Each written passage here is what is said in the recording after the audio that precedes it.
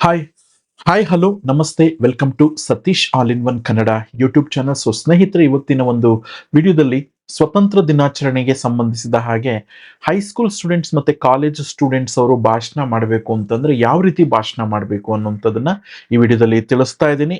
ಇದೊಂದು ಹೈಸ್ಕೂಲ್ ವಿದ್ಯಾರ್ಥಿಗಳು ಅಥವಾ ಕಾಲೇಜ್ ಸ್ಟೂಡೆಂಟ್ಸು ಅವ್ರಿಗೆ ಏನಾದರೂ ಭಾಷಣ ಮಾಡಿ ಅಂತ ಕೊಟ್ರೆ ಇದು ನಿಮಗೆ ಹೆಲ್ಪ್ ಆಗುತ್ತೆ. ಹಾಗಿದ್ರೆ ಬನ್ನಿ ವಿಡಿಯೋನ ಸ್ಟಾರ್ಟ್ ಮಾಡೋಣ. ಮೊದಲನೇದಾಗಿ, ಗೌರವಾನ್ವಿತ ಅಧ್ಯಕ್ಷರೇ, ಪೂಜ್ಯ ಗುರುಗಳೇ, ನನ್ನ ನೆಚ್ಚಿನ ಸ್ನೇಹಿತರೆ ಮತ್ತು ನನ್ನ ಸಹಪಾಠಿಗಳೇ, ಇಂದು ನಾವು ಭಾರತದ 79ನೇ ಸ್ವಾತಂತ್ರ್ಯ ದಿನಾಚರಣೆಯನ್ನು ಆಚರಿಸಲು ಇಲ್ಲಿ ಸೇರಿದ್ದೇವೆ. ಈ ದಿನ ಬ್ರಿಟಿಷರ ದಾಸ್ಯದ ಸಂಕೋಲೆಯಿಂದ ನಮ್ಮ ದೇಶಕ್ಕೆ ಬಿಡುಗಡೆ ದೊರೆತ ಐತಿಹಾಸಿಕ ದಿನ.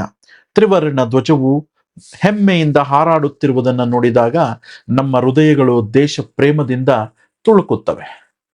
ಸ್ನೇಹಿತರೆ, ನಾವಿಂದು ಅನುಭವಿಸುತ್ತಿರುವ ಸ್ವಾತಂತ್ರ್ಯ ಸುಲಭವಾಗಿ ಸಿಕ್ಕಿದ್ದಲ್ಲ. ಇದರ ಹಿಂದೆ ಲಕ್ಷಾಂತರ ಸ್ವಾತಂತ್ರ್ಯ ಹೋರಾಟಗಾರರ ತ್ಯಾಗ, ಬಲಿದಾನ ಮತ್ತು ಅಚಲವಾದ ಹೋರಾಟದ ಶಕ್ತಿ ಇದೆ. ಮಹಾತ್ಮ ಗಾಂಧೀಜಿಯವರು ಅಹಿಂಸಾತ್ಮಕ ಹೋರಾಟ, ಸರ್ದಾರ್ ವಲ್ಲಭಾಯಿ ಪಟೇಲ್ ಅವರ ದಿಟ್ಟ ನಿರ್ಧಾರಗಳು, ಪಂಡಿತ್ ಜವಾಹರ್ಲಾಲ್ ನೆಹರು ಅವರ ದೂರದೃಷ್ಟಿ, ನೇತಾಜಿ ಸುಭಾಷ್ ಚಂದ್ರ ಬೋಸ್ ಅವರ ಶೌರ್ಯ, ಭಗತ್ ಸಿಂಗ್ ಅವರ ಕ್ರಾಂತಿಕಾರಿ ಮನೋಭಾವ, ಕಿತ್ತೂರು ರಾಣಿ ಚೆನ್ನಮ್ಮ, ಸಂಗೊಳ್ಳಿ ರಾಯಣ್ಣ ಇವರಂತಹ ವೀರ ಪರಾಕ್ರಮ, ಇವರೆಲ್ಲರನ್ನೂ ಕೂಡ ನಾವು ಈ ದಿನ ಸ್ಮರಿಸಲೇಬೇಕು. ಏಕೆಂದರೆ ಇವರೆಲ್ಲರ ತ್ಯಾಗದ ಪ್ರತಿಫಲವಾಗಿ ನಮಗೆ ಇಂದು ಆಚರಿಸುತ್ತಿರುವ ಸ್ವಾತಂತ್ರ್ಯ ಲಭಿಸಿದೆ. ಅವರ ತ್ಯಾಗವಿಲ್ಲದಿದ್ದರೆ ನಾವಿಂದು ಸ್ವತಂತ್ರವಾಗಿ ಉಸಿರಾಡಲು ಸಾಧ್ಯವಾಗುತ್ತಿರಲಿಲ್ಲ. ಅವರ ಕನಸು ಕೇವಲ ಬ್ರಿಟಿಷರಿಂದ ರಾಜಕೀಯ ಸ್ವಾತಂತ್ರ್ಯ ಪಡೆಯುವುದಕ್ಕಾಗಿ ಮಾತ್ರ ಇರಲಿಲ್ಲ. ಬದಲಾಗಿ ಹಸಿವು, ಬಡತನ, ನಿರುದ್ಯೋಗ ಮತ್ತು ಸಾಮಾಜಿಕ ಅಸಮಾನತೆಯಿಂದ ಮುಕ್ತವಾದ ಸಮೃದ್ಧ ಭಾರತವನ್ನ ನಿರ್ಮಿಸುವುದೇ ಆಗಿತ್ತು. ಹಾಗಾದ್ರೆ ಯುವಜನತೆಯಾದಂತಹ ನಮ್ಮ ಪಾತ್ರ ಏನು? ಸ್ವಾತಂತ್ರ್ಯ ಸಿಕ್ಕದ ಮೇಲೆ ಸ್ವಾತಂತ್ರ್ಯ ಹೋರಾಟಗಾರರು ತಮ್ಮ ಕರ್ತವ್ಯವನ್ನೇನೋ ನಿಭಾಯಿಸಿದ್ದಾರೆ. ಈಗ ನಾವು ಈ ದೇಶವನ್ನ ಮುನ್ನಡೆಸುವ ಜವಾಬ್ದಾರಿ ಅನ್ನುವಂಥದ್ದನ್ನ ಹೊತ್ಕೊಂಡಿದ್ದೇವೆ. ನಾವೇ ಈ ದೇಶದ ಭವಿಷ್ಯ. ನಮ್ಮ ಹೆಗಲ ಮೇಲೆ ನಮ್ಮ ರಾಷ್ಟ್ರದ ಅಭಿವೃದ್ಧಿಯ ಹೊಣೆಗಾರಿಕೆ ಇದೆ ಎನ್ನುವುದನ್ನು ನಾವು ಮರೆಯಬಾರದು. ಹಾಗಾದ್ರೆ ನಮ್ಮ ಮುಂದಿರುವ ಸವಾಲುಗಳು ಮತ್ತು ಅವಕಾಶಗಳನ್ನ ಕುರಿತು ಮಾತನಾಡೋದಾದ್ರೆ, ಇಂದು ನಮ್ಮ ದೇಶ ಹಲವಾರು ಕ್ಷೇತ್ರಗಳಲ್ಲಿ ಪ್ರಗತಿ ಸಾಧಿಸಿದೆ.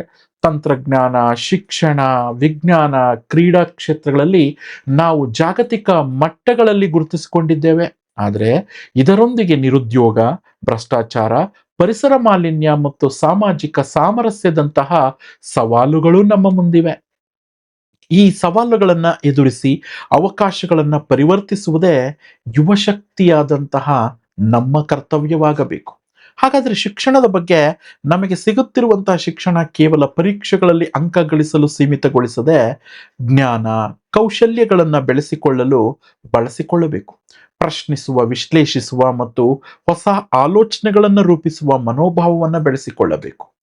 ನಮ್ಮ ಸುತ್ತಮುತ್ತಲಿನ ಪರಿಸರವನ್ನ ಸ್ವಚ್ಛವಾಗಿಟ್ಟುಕೊಳ್ಳುವುದು, ಸಾರ್ವಜನಿಕ ಆಸ್ತಿಪಾಸ್ತಿಗಳನ್ನ ಗೌರವಿಸುವುದು ಮತ್ತು ಸಂವಿಧಾನದ ಮೌಲ್ಯಗಳನ್ನ ಎತ್ತಿ ಹಿಡಿಯುವುದು ನಮ್ಮೆಲ್ಲರ ಸಾಮಾಜಿಕ ಜವಾಬ್ದಾರಿಯಾಗಿರುತ್ತದೆ.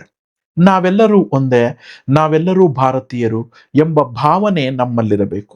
ಜಾತಿ, ಧರ್ಮ, ಭಾಷೆಗಳ ಹೆಸರಿನಲ್ಲಿ ನಮ್ಮನ್ನ ವಿಭಜಿಸಲು ಯತ್ನಿಸುವ ಶಕ್ತಿಗಳಿಗೆ ನಾವು ಅವಕಾಶವನ್ನ ನೀಡದೆ ಐಕ್ಯಮತ್ಯವನ್ನ ಸಾಧಿಸಬೇಕು.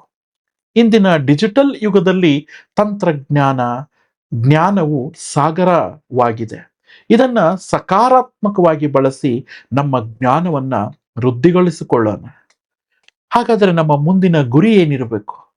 ಏಳಿ ಎದ್ದೇಳಿ ಗುರಿ ಮುಟ್ಟುವ ತನಕ ನಿಲ್ಲದಿರಿ ಎನ್ನುವಂತಹ ಸ್ವಾಮಿ ವಿವೇಕಾನಂದರ ಮಾತನ್ನ ಇಲ್ಲಿ ನಾವು ಸ್ಮರಿಸಿಕೊಳ್ಳಬೇಕು. ಇವರ ಈ ಮಾತುಗಳು ನಮಗೆ ಸದಾ ಸ್ಫೂರ್ತಿಯಾಗಿರಲಿ. ನಮ್ಮ ಪೂರ್ವಜನರು ಕಂಡ ಕನಸಿನ ಭಾರತವನ್ನ ನನಸಾಗಿಸಲು ನಾವೆಲ್ಲರೂ ಒಟ್ಟಾಗಿ ಶ್ರಮಿಸೋಣ. ನಮ್ಮ ದೇಶದ ಪ್ರಗತಿಗೆ ನಮ್ಮದೇ ಆದ ಕೊಡುಗೆಯನ್ನ ನೀಡುವ ಸಂಕಲ್ಪವನ್ನ ಈ ದಿನ ಮಾಡೋಣ. ಕೊನೆಯದಾಗಿ ಮತ್ತೊಮ್ಮೆ ತಮ್ಮೆಲ್ಲರಿಗೂ ಸ್ವಾತಂತ್ರ್ಯ ದಿನಾಚರಣೆಯ ಹಾರ್ದಿಕ ಶುಭಾಶಯಗಳನ್ನು ಕೋರುತ್ತಾ ನನ್ನ ಮಾತುಗಳನ್ನ ಮುಗಿಸುತ್ತೇನೆ. ಜೈ ಹಿಂದ್, ಜೈ ಭಾರತ್ ಮಾತೆ. ನಮಸ್ಕಾರ. ಇದು ಹೈಸ್ಕೂಲ್ ಅಥವಾ ಕಾಲೇಜ್ ವಿದ್ಯಾರ್ಥಿಗಳಿಗೆ ಭಾಷಣವಾದ್ರೆ, ಇನ್ನು ಪುಟ್ಟ ಮಕ್ಕಳಿಗೆ ಭಾಷಣ ಕೇಳ್ತೀರಿ, 1 ಅಥವಾ 2 ನಿಮಿಷಗಳಲ್ಲಿ ಭಾಷಣ. ಆ ವಿಡಿಯೋವನ್ನು ಸಹ ನಾನು ಅಪ್ಲೋಡ್ ಮಾಡಿದ್ದೇನೆ. ಅದಕ್ಕೆ ವಿಡಿಯೋವನ್ನ ನೀವು ಆ ವಿಡಿಯೋವನ್ನ ವೀಕ್ಷಿಸಬೇಕು ಅಂದ್ರೆ ಇಲ್ಲಿ ಕಾಣ್ತಿರ್ತಕ್ಕಂಥ ವಿಡಿಯೋದ ಮೇಲೆ ಕ್ಲಿಕ್ ಮಾಡಿ ಆ ವಿಡಿಯೋವನ್ನ ವೀಕ್ಷಿಸಿ. ಈ ವಿಡಿಯೋವನ್ನ ನಿಮ್ಮ ಸ್ನೇಹಿತರಿಗೂ ಶೇರ್ ಮಾಡಿ. ಮುಂದಿನ ಒಂದು ವಿಡಿಯೋದೊಂದಿಗೆ ಭೇಟಿಯಾಗೋಣ. ನಮಸ್ಕಾರ.